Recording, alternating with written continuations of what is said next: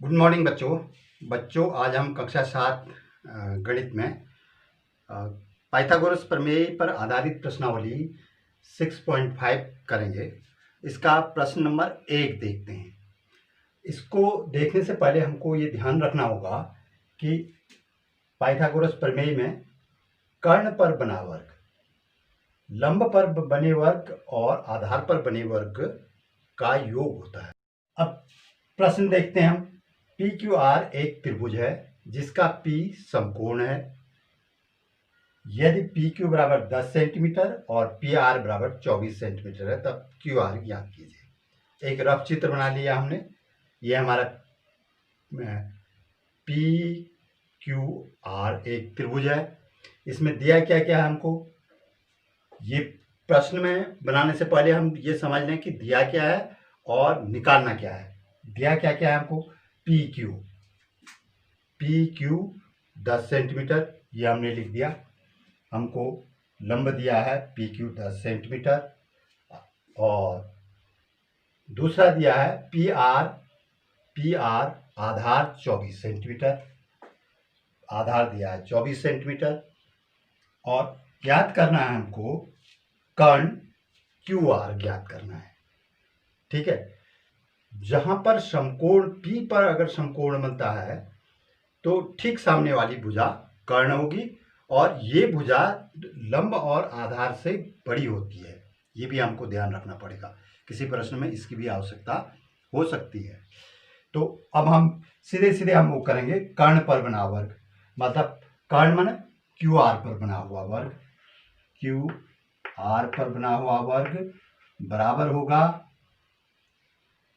आधार पर बने हुए वर्ग पी आर पर बने हुए वर्ग धन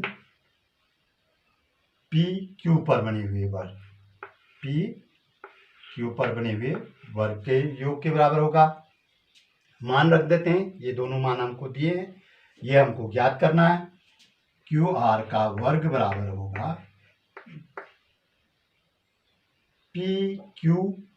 पी आर। पहले देखिए, पी आर दिया है हमको 24 सेंटीमीटर, 24 का वर्ग माने 24 गुणा 24 धन पी क्यू का वर्ग, पी क्यू दिया है 10 सेंटीमीटर, 10 का वर्ग।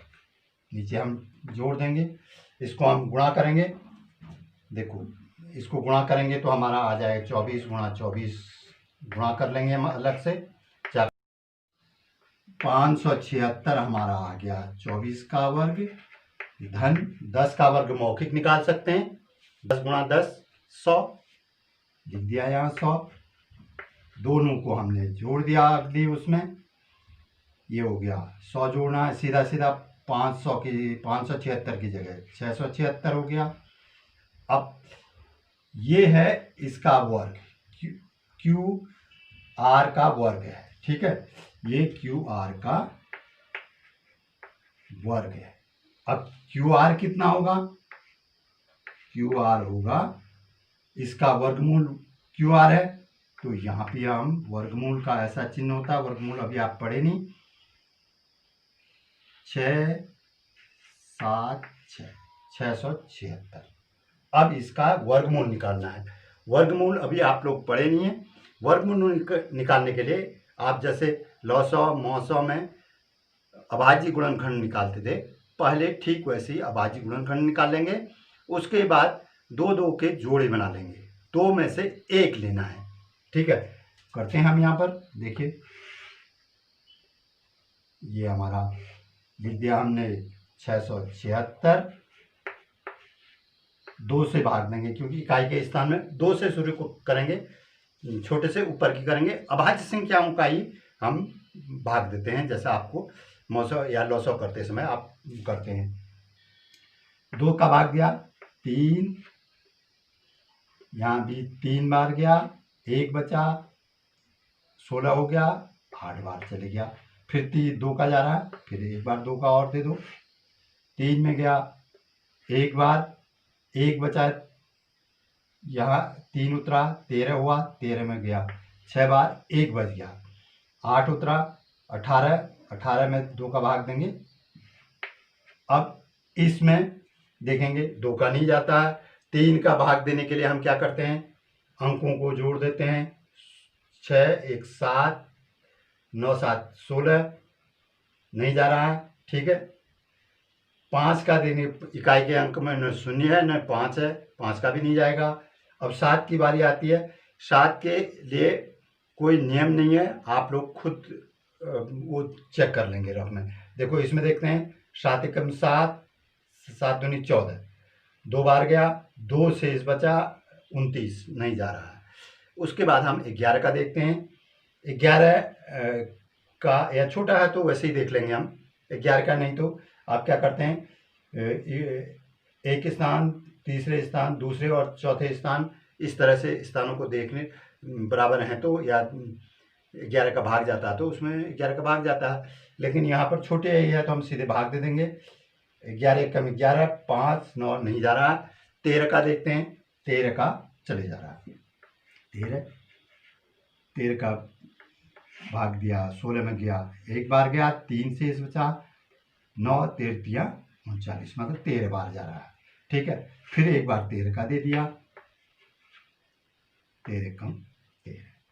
तो इस तरह से हमारे गुणनखंड हो गए अब ये, ठीक है। तो मैं इसी के सामने यहाँ पर अब इसके गुणनखंड लिख दे रहा हूँ। इसका अंदर हम पहले इसको अंदर लिखते हैं, ठीक है। अंदर क्या लिखते हैं, 2 गुणा 2 गुणा 13 गुणा 13, इतना ही है। ये गुणनखंड हमको जो प्राप्त हुए हैं वो लिख लिए हैं।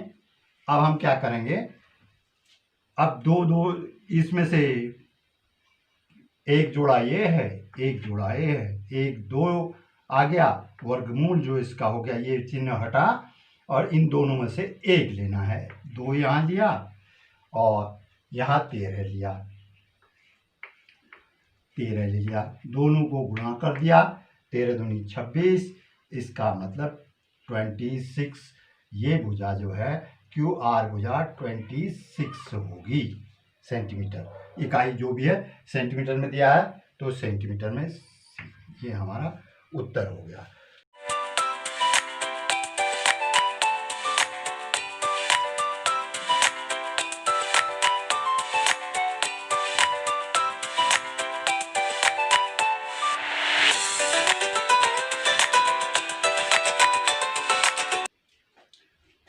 आइए इसका प्रश्न नंबर 2। प्रश्न नंबर 2 देखते हैं। ABC एक त्रिभुज है जिसका C समकोण है।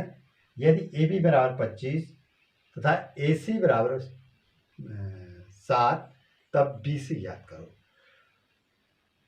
कोण C समकोण है, पहले हम रफ चित्र बना लिया। C समकोण है क्योंकि समकोण के सम्मुख वाला कर्ण होता है, तब हमको पता चलेगा कर्ण कौन सी भुजा है, ठीक है। रफ चित्र बना लिया हमने ABC, ठीक है।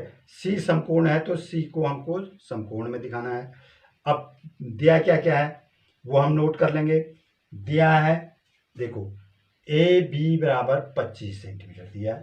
AB 25 सेंटीमीटर है, C के सम्मुख है तो कर्ण है, ठीक है। और दूसरा दिया है AC बराबर 7 सेंटीमीटर। AC बराबर 7 सेंटीमीटर लंब है, इसका मतलब हमको आधार ज्ञात करना है, BC ये वाला ज्ञात करना है, ठीक है। तो हम ठीक उसी तरह से पहले की तरह से हम पाइथागोरस प्रमेय लगाएंगे। पाइथागोरस में हमने AB का वर्ग, अब देखिए इसमें थोड़ा सवाल को घुमा दिया है, AB का वर्ग बराबर AC का वर्ग, आगे पीछे लिख सकते हैं क्योंकि मैंने लंब पहले लिख दिया, पहले मैं आधार लिख रहा था।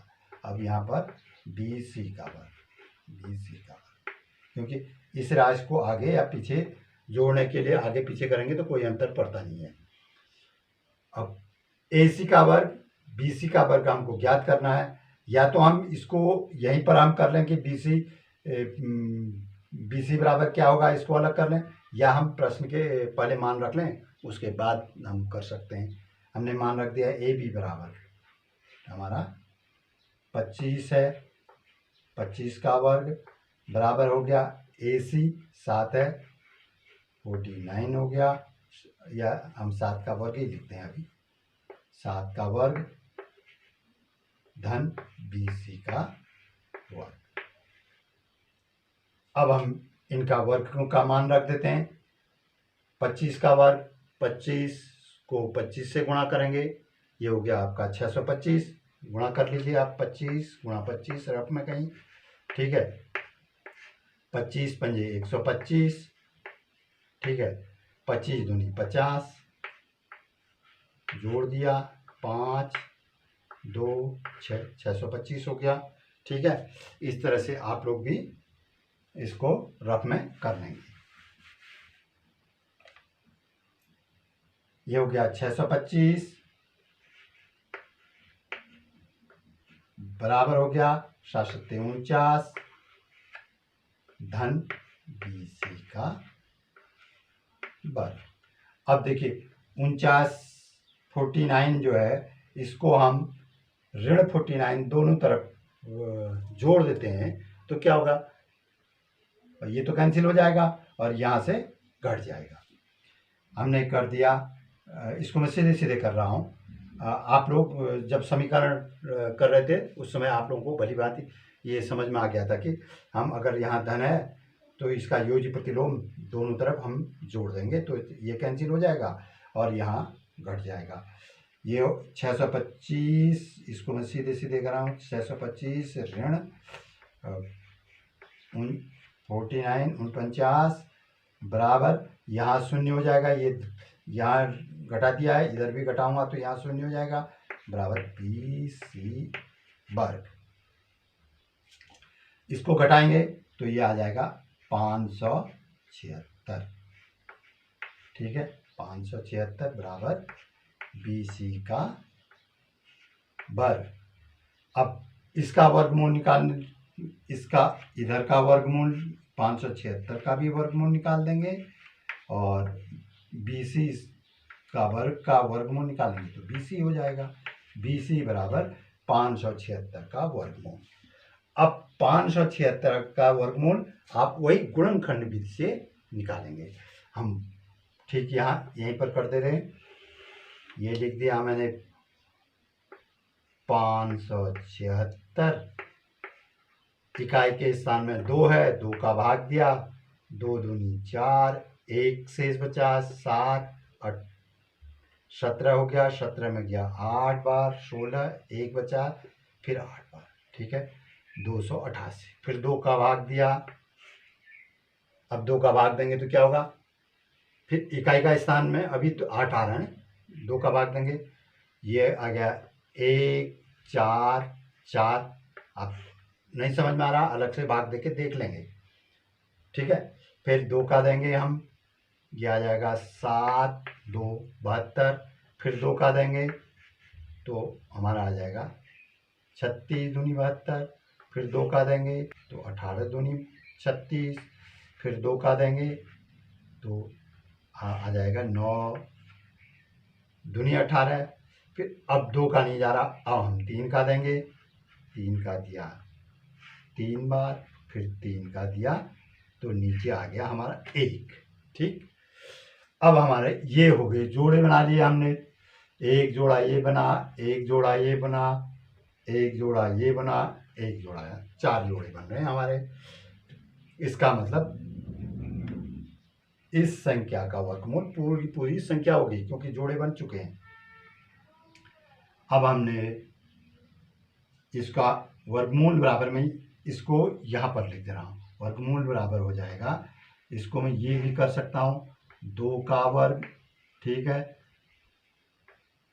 गुणा फिर 2 का वर्ग, फिर गुणा फिर 2 का वर्ग, 3 जोड़े हैं 3 बार ये हो गया, गुणा 1 बार 3 का वर्ग। अब इसका वर्गमूल निकालेंगे तो सबके मूल आ जाएंगे, 2 गुणा 2 गुणा 2 गुणा 3। अब इसका मान निकालेंगे, ठीक है। इसका मान जब निकालेंगे तो हम क्या, 2 दूनी 4 दूनी 8 या 24 सेंटीमीटर सेमी। ठीक है, ये इसका मतलब BC हमारा 24 सेंटीमीटर, सेम लिखा तो किताब में सेम लिखते हैं हम। ठीक है, 24 सेंटीमीटर उत्तर आ गया। ठीक इसी तरह से आपको कुछ अभ्यास प्रश्न दे देता हूं मैं, आप लोग कुछ इन प्रश्नों को करेंगे।